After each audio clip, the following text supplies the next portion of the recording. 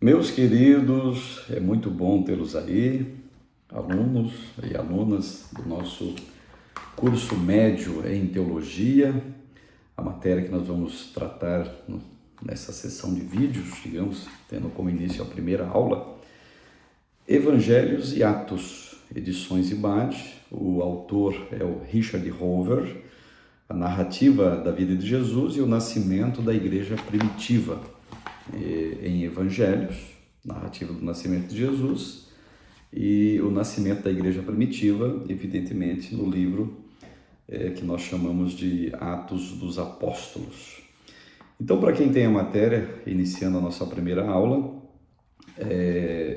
a página de número 13, a introdução.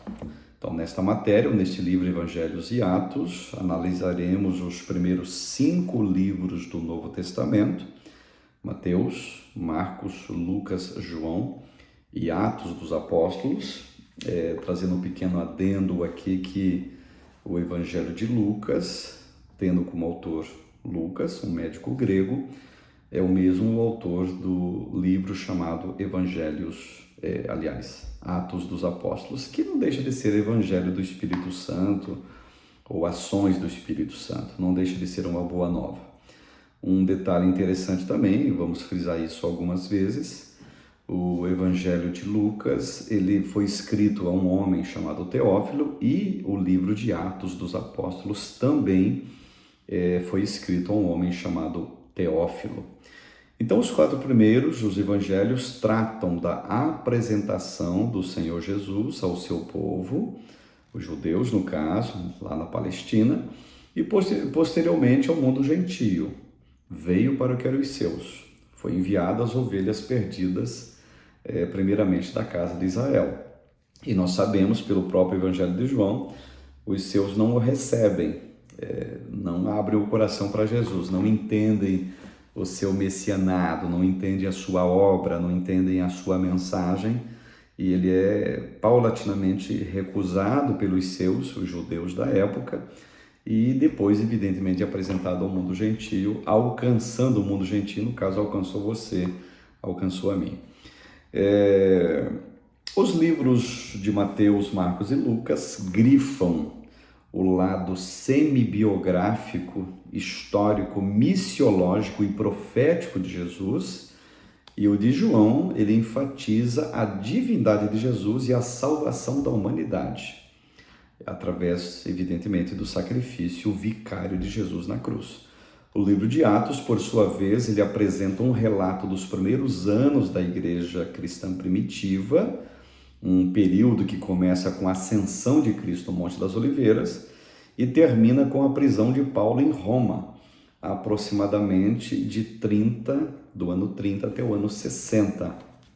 Digamos assim, a durabilidade historiográfica, escriturística do livro chamado Atos dos Apóstolos. Isto posto, entendamos o seguinte: nos evangelhos, Jesus é apresentado.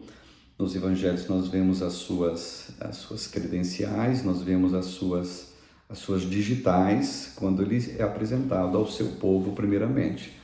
Jesus nasce de um casal judeu, evidentemente, Jesus sendo judeu. Não precisamos neste momento, vamos ver isto mais à frente. Na concepção divina, Jesus só tem pai e não tem mãe. E na concepção humana, ele tem mãe, mas não tem pai. Então, nós entendemos isso até de maneira metafórica, de maneira poética e de maneira literal. Com certeza, de Jesus não tendo sido filho biológico de José.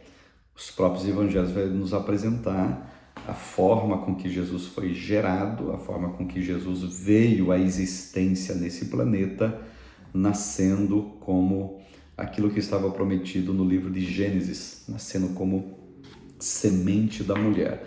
Sendo essa expressão semente da mulher a primeira expressão messiânica, por assim dizer, que aparece nas Escrituras, e essa expressão messiânica ela foi justamente citada pelo próprio Deus. O próprio Deus é que cita que a semente da mulher, alusão a Cristo, evidentemente, hermeneuticamente falando, exegeticamente falando, a semente da mulher é Jesus Cristo. Nós vamos entender isso até lendo os evangelhos, analisando os evangelhos, que a profecia aconteceu, a profecia se cumpriu.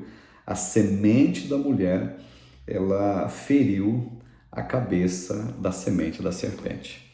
Muito bem, página 15, a nossa primeira unidade, os evangelhos, o início do ministério de Jesus.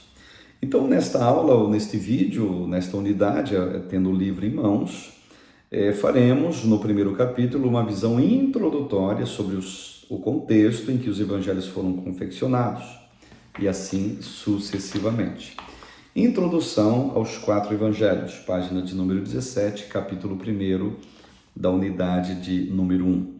Vamos iniciar o nosso estudo com uma visão geral do contexto político, social e religioso dos judeus durante os dias de Jesus, para que possamos entender corretamente os propósitos fundamentais e as metas dos escritores ao escreverem suas narrativas. Sem esse conhecimento histórico, poderemos fazer interpretações errôneas acerca dos escritos. Os judeus eram súditos do Império Romano. Nos 4 evangelhos encontramos expressões, temas, nomes, medidas, etc., que fazem parte do mundo romano, até inclusive. Assim, adquirir informações sobre esses dados, fatos e pormenores é importante para que o pano de fundo e parâmetro do nosso estudo seja, digamos assim, bastante entendível.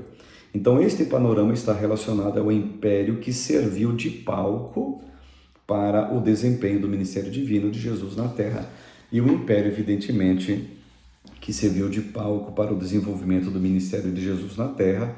Claro e evidente que eu estou falando do Império Romano, o vasto Império Romano que ia do lado norte da África até o sul da Inglaterra, só para vocês terem uma ideia qual era a dimensão do vasto Império Romano.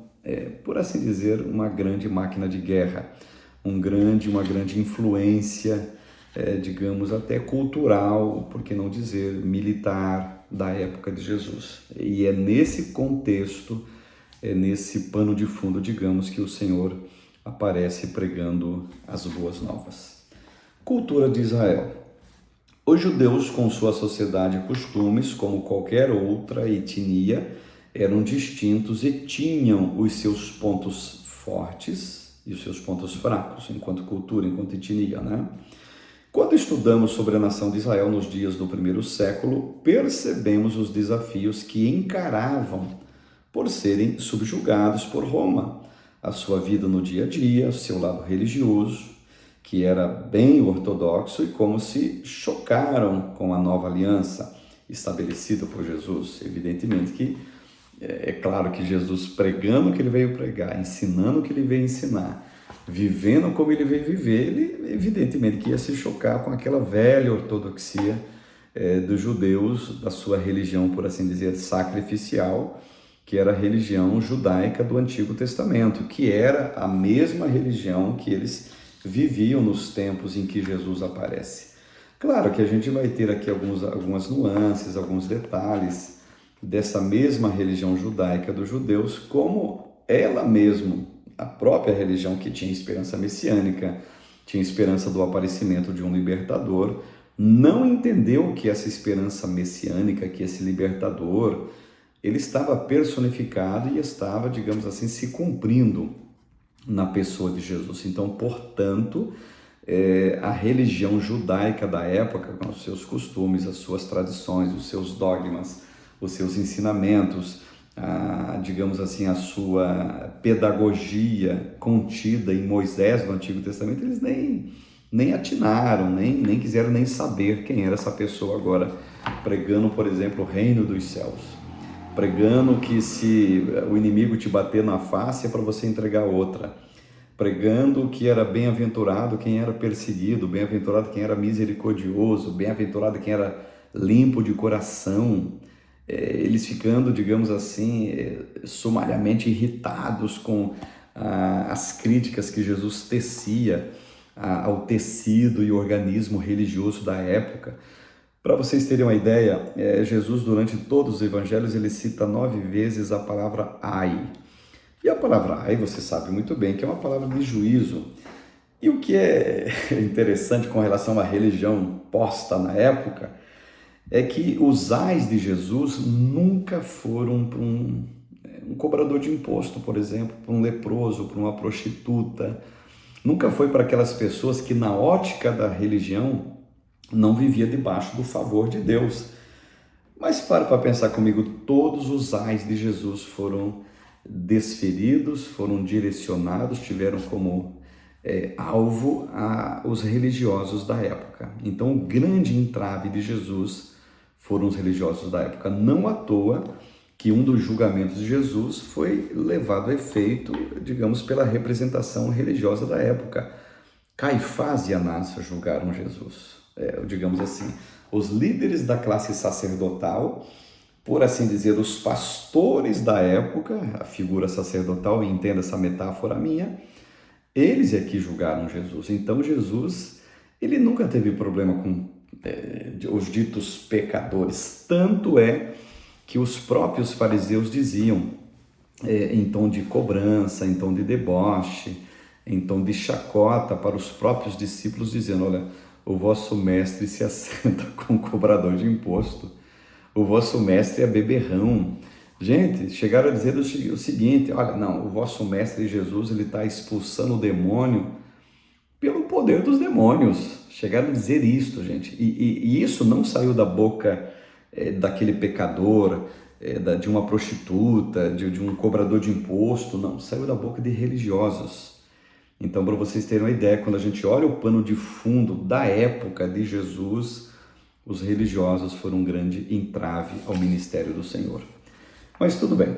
Página 18, ambiente político da época em que Jesus é estabelecido, digamos. O Império Romano, que dominou o mundo desde o primeiro século antes de Cristo, tá? 100 anos antes de Cristo, está até aproximadamente o quinto século depois de Cristo, então teve uma durabilidade de 600 anos, dominava, portanto, a Palestina durante a vida de Jesus. Tá? Os romanos conquistaram muitas terras por meio de seu poderoso exército. Esses territórios anexados ao império eram governados por homens escolhidos pelo imperador e senado romano. César Augusto era o imperador quando Jesus nasceu. Em geral, o povo o aceitava, pois fizeram muitas coisas boas em seu favor. Mas o pano de fundo político da época é que o mundo em que Jesus nasce é dominado pelo Império Romano. E César Augusto, na época que Jesus nasceu, era o imperador, era o César que estava sentado no trono de Roma. O ambiente social, qual que era? Página 19.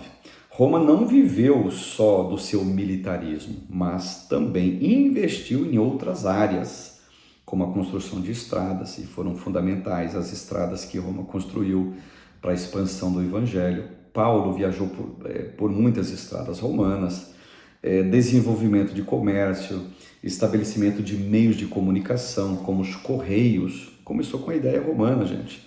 A literatura e as artes eram bem exploradas, escolas foram abertas e, portanto, houve oportunidades para os seus cidadãos aprenderem e desenvolverem os seus dotes e habilidades. Então, a cultura da época, a cultura romana, com a sua língua latina, uma língua falada pelos governos, por grande parte do mundo conhecido da época, o latim era, digamos assim, o idioma, a língua oficial.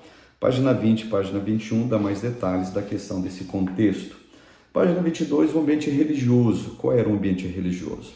As filosofias gregas ou helenísticas, gnosticismo, ceticismo, ascetismo, hedonismo, platonismo, sincretismo, influenciavam os mais acadêmicos nestes dias ou naqueles dias de Jesus.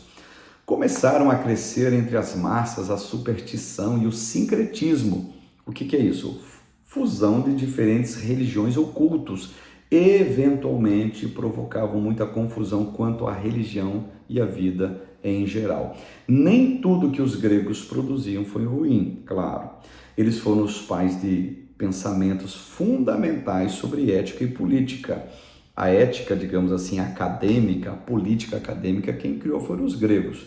Porém, apesar do lado positivo da filosofia, a proposta que Jesus trazia era capaz de satisfazer a todos os anseios humanos.